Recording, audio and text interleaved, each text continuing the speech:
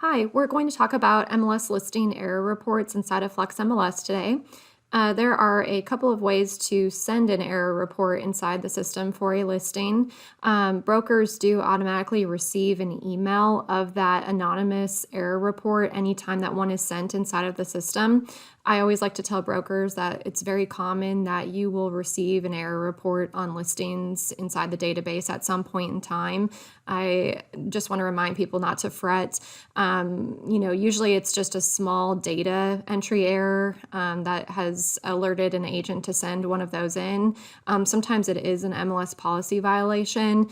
But first, we'll look at actually how to send these, and then I'll show you what it looks like on the end of the broker when you do receive them. So if I've pulled up a listing inside the system, there are two places that I can go to send those. The first option is next to the MLS number. There is a down arrow icon next to that number. If I click on that, I do get a list of options, and the second one listed is report violation. On the other hand, over on the top right of a listing report, you can see these three vertical dots up at the top right, and that option does say more. When I click on that, under the expansion of the menu, there is also report violation up here at the top right. Inside of the mobile menu, this is more likely to be where you would send that report violation. If you're on your desktop computer or laptop, you'll most likely navigate towards this bottom arrow here. If I click on report violation, it will bring up a text box on the screen. And again, you always want to verify which listing you are sending that error report for, just so that you don't accidentally send one in on the incorrect listing. So many times it might be something like, maybe the number of garages indicated was incorrect on the listing.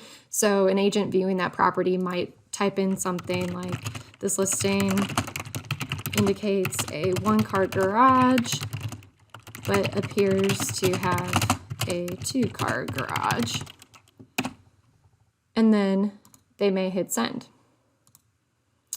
So if this happened to be your listing as the broker, the listing agent will receive an automatic email, and then you as the listing broker will receive an email also.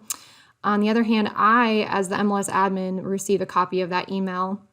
And just know that they are completely anonymous when those get sent in, so you don't know who actually initiated that error report. But when you do receive those, I'll show you a copy of the email that gets sent. The subject line will say error report and then the MLS listing number for that property. It will offer up that explanation that the agent has typed in down towards the bottom. Anytime that I receive one of these as the MLS admin, I usually wait about 24 hours before I reach back out to the listing broker and the listing agent. I do always verify first, though, if in fact there was an error on the property. If it's easily not an error, I'll reach out to all parties, even the person who sent it in, to let them know that there wasn't a policy violation or something to that effect. But if there is, a miscoding of something like these garages or something to that effect, we do require that agents get those corrected as soon as possible. The intent of the error report isn't necessarily to get people in trouble. It's more to better the system and make the data inside the system more of better quality. That really is the end game with these error reports. So as a broker, you might ask, what am I supposed to do with an error report when I do receive those on my listings? The first thing that I would recommend doing is take a look at the listing in the database and see if you're noticing the same error that was indicated. If it's a policy question, those usually are best directed to me.